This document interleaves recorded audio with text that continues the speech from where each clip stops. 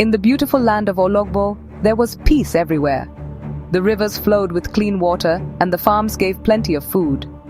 The king of Ologbo, a very kind man, lived in a big palace with his wife, the queen. They had 3 sons, and these boys were very strong. The first son was Samuel, the second was John, and the last born was Peter. They lived happily together, playing in the palace gardens and listening to stories from the elders. Everyone in Ologbo loved the royal family because they were good people. The brothers promised each other they would always be together, no matter what happened. One day, something terrible happened. The king became very sick. The best healers in the land came to the palace, but nobody could cure him. The king was getting weaker and weaker every day. He knew his time was coming to an end. So he called his 3 sons to his bedside. He looked at Samuel, John, and Peter with sad eyes. He told them he was worried about the future of Ologbo. He wanted to choose the next king, but he needed to know who was the wisest and most deserving. His voice was very soft, but his words were very serious. The king gave them a very big challenge. He said, "My sons, deep inside the forbidden forest, there is a special bird that lays a golden egg. This egg has the power to show the truth. The one who finds this golden egg and brings it back to the palace will be the next king of Ologbo. You must go now, and may the ancestors guide you." The 3 brothers were surprised. The forbidden forest was a dangerous place, full of strange animals and spirits. But they all wanted to be king, so they agreed to go on the journey. They promised their father they would try their best. The next morning, as the sun was rising, the 3 brothers prepared for their journey. The queen gave them food and water for the road. She hugged each of them and prayed for their safe return. The people of Ologbo gathered to wish them well. Samuel, the eldest, felt very proud. He believed he would be the one to find the egg because he was the strongest. John was also confident, but Peter, the youngest, was just quiet. He was not thinking about being king. He only wanted to find the egg to make his father proud, and maybe find a cure for his sickness. The brothers walked into the forbidden forest.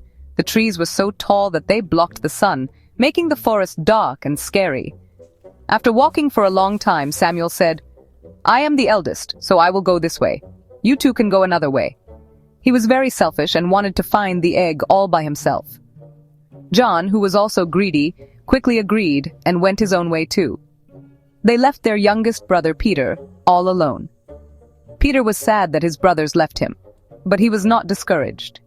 He remembered his father's words and continued his journey with a pure heart. Peter walked deeper and deeper into the forest, singing a small song his mother taught him. He was not looking for power. He was just doing what his father asked. Because his heart was good, the spirits of the forest did not harm him. Instead, they showed him the way. A little squirrel seemed to guide him, jumping from one tree to another. Peter followed the small animal until he came to a clearing. There, sitting on a nest made of shining leaves, was a beautiful bird, and in the nest was a single glowing golden egg. Peter carefully took the egg and thanked the bird and the spirits. With the golden egg in his bag, Peter started his journey back. He was so happy. He could not wait to show his father and brothers. On his way, he met Samuel and John. They were tired and angry because they had found nothing. When they saw Peter, they asked him if he had found anything. Peter, with his innocent heart, opened his bag and showed them the golden egg. He was smiling, thinking they would be happy for him. He did not know that jealousy was already growing in their hearts like a poisonous weed. The sight of the golden egg made Samuel and John very angry. They could not believe that their younger brother had succeeded where they had failed. "He cannot be king before us," Samuel whispered to John. "We must take the egg from him." In that moment, their love for their brother died. They grabbed Peter and took the golden egg from him by force. Peter begged them, crying, "My brothers, why are you doing this? We are family." But they did not listen.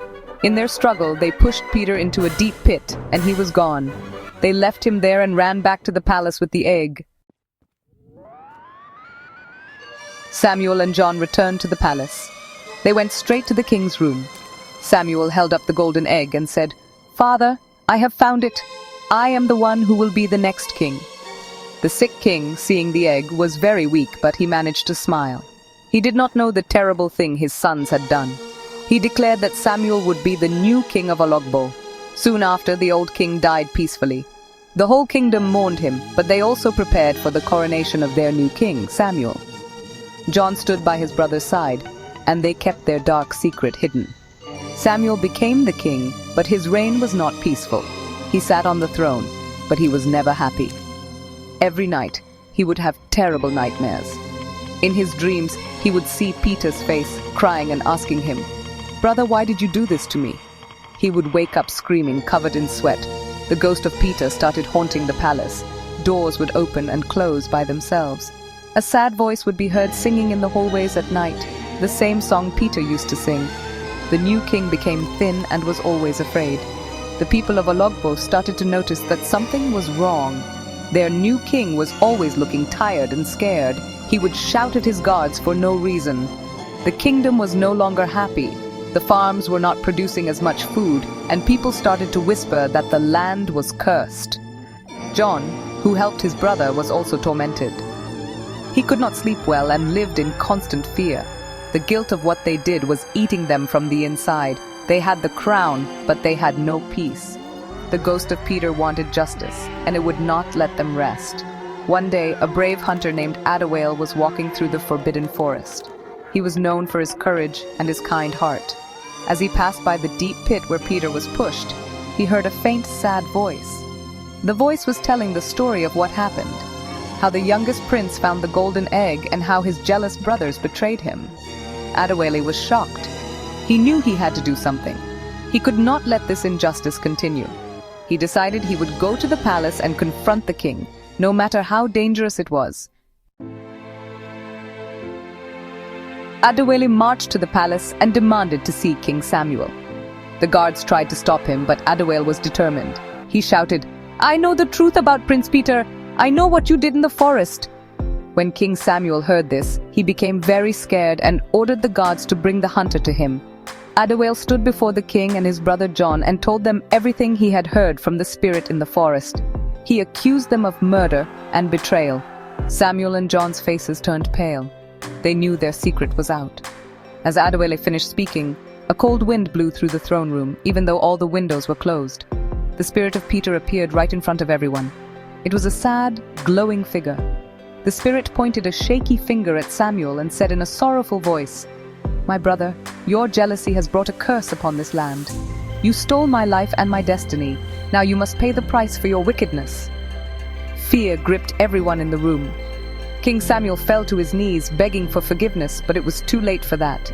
The spirit of Peter then touched Samuel on the forehead. Immediately the king screamed in pain and fell to the ground, dead. His heart had stopped from pure terror and guilt. John, seeing his brother die, went completely mad with fear and ran out of the palace, screaming, and was never seen in Ologbo again. Peter's spirit looked at Adawale and nodded, as if to say thank you. Then it faded away, finally at peace. The curse on the land was lifted, and a calm returned to the palace and to the kingdom. The elders and the people of Ologbo were amazed by Adawale's bravery and honesty. They saw that he was the one who brought justice to the land. They decided that a man with such courage and a good heart should be their leader. They crowned Adawale the new king of Ologbo, and he ruled with wisdom and fairness for many, many years. The story of the three brothers became a lesson for everyone. It teaches us a very important moral. We must never allow jealousy and wickedness into our hearts, because they will only lead to sadness and destruction in the end.